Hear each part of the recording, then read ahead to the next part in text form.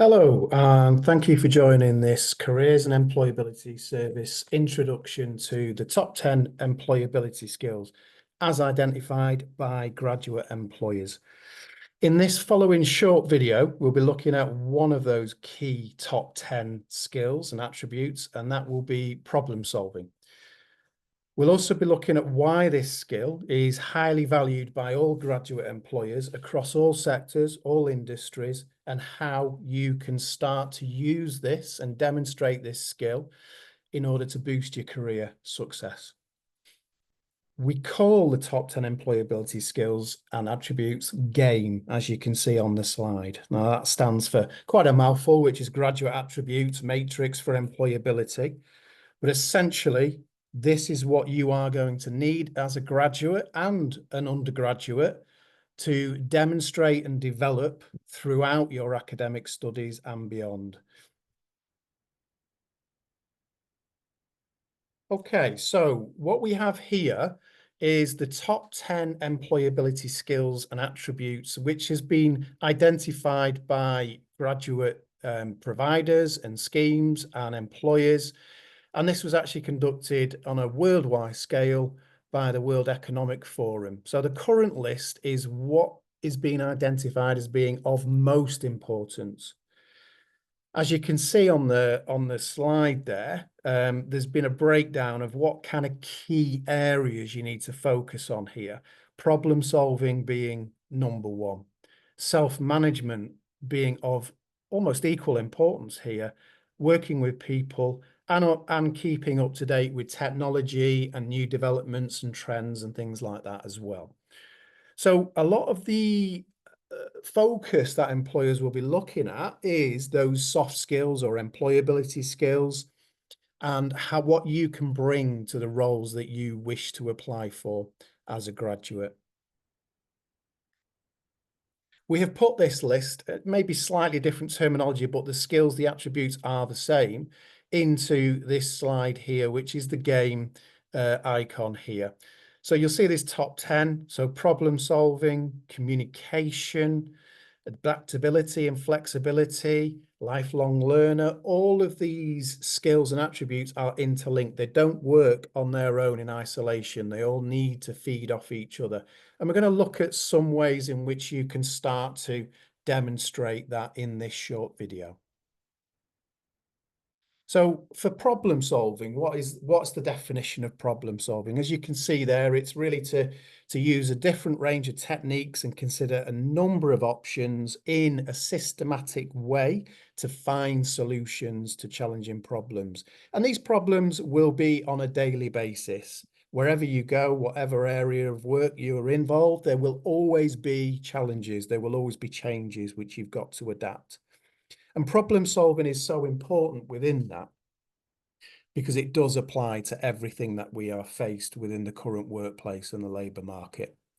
And it does show to employers that you have that ability to analyse problems, critically think, how can you have an impact or identify those problems in order to have an impact and look at solutions. So that's why it's so important to understand problem solving and how it works within the current labour market. So, for example, you might be looking at getting involved in new projects if you're not currently working on a particular job role or placement. You know, you want to find opportunities where you can develop and also demonstrate the problem solving skills that you may come about. So you want to be thinking about engaging in group projects, and that might be on your current degree or master's program. It may be looking at external forums and networks that you could join to bring in your skills and develop your skills in that way. You want to be able to reflect on challenges and solutions. We often do this on a regular basis, but we don't reflect. We don't take time out to think, well, how have I had an input or an impact here on a particular challenging situation? And that in itself will lead to some of those other top 10 skills, which demonstrates how you've used critical thinking, how you've analysed a situation, how you've used self-reflection to identify potential solutions or way forward. And that's how, again, how they all interlink with each other, these employability skills. But it's really important to think about tracking that and taking time out to identify these things. Life is busy and we often don't use that time wisely to really demonstrate the skills that you have actually, had an input on there. So track your improvements, track what you have been doing and getting involved in over time. Now, there are lots and lots of different avenues that you could take with developing these skills and demonstrating these skills. As I say, if you are working currently, there will be lots of opportunities, no doubt, in your current workplace to demonstrate your problem solving and critical thinking skills. However, there's always opportunities to get involved in remote challenges or job simulations or projects. And here's just a selection or a few ideas of where you could go to start finding those sorts of things. There's an additional one there, which isn't on that slide, which is Forage, which is a very, very good job simulator where you can, if you're struggling for time, so you're not able to maybe go on placement or be involved in an active project, you may well be able to do a remote job simulation or project online. So there's lots and lots of opportunities to develop this or find ways to develop this further. And if you're not sure, come into the career service, the careers and employability service, and we will happily go through those kind of options and opportunities with you. So problem solving, what sort of strategies are you trying to develop and demonstrate here? And it's these which you're seeing on the screen now. So for an employer or any kind of graduate scheme or job that you are thinking of applying for now or in the future, these are the key, clear skills and aptitudes that they need to see evidence of. And in fact, they will be bringing these into their assessment centres or their interviews or their application forms, because it's so important that you're able to demonstrate these kind of strategies in practice so that they feel, yeah, you are going to fit into this particular role. You're going to fit into the team. We can see that you're going to have an added benefit, an added impact, because you have that experience. So don't ignore, as it's saying there, what's going well. You really do focus on both aspects of your experiences, what you feel you have done well, but also, think of things that perhaps you could have done better and reflect on that.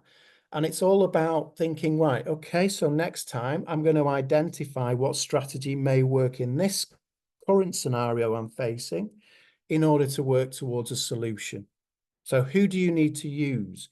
Who do you need to work with, collaborate with? What effective communication skills might work in this particular situation or challenge that I'm facing? And it's thinking about those kind of things that will help you move forward with your examples and evidence that you can give to graduate employers in the future.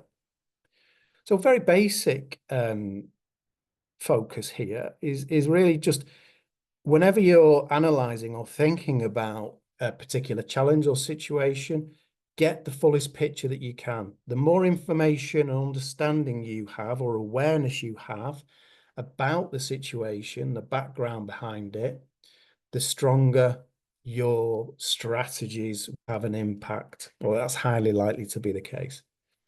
So focus on, what is going well, but also where are the gaps? Where are the things that perhaps is missing? And that's why there's a challenging situation here.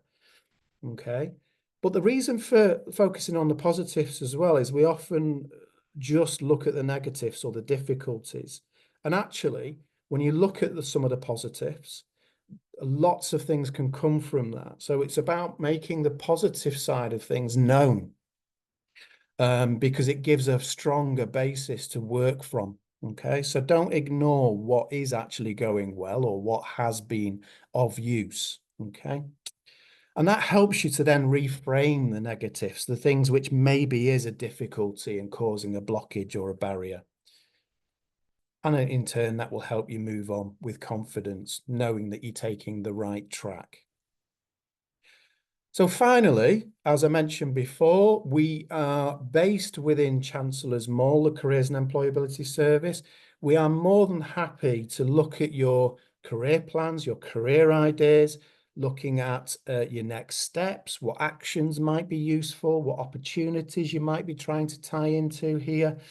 So do get in contact. You will be able to find us in Chancellor's Mall, but you'll also be able to access our platform, which is Student Hub, and you can book appointments, you can look at work-based learning opportunities, you can attend events. There's all sorts of things here which I'm sure will be of use to you. So thank you very much for listening. There is a series of 10 employability game videos, so please do look out for those and follow those on for after this session. Thank you very much.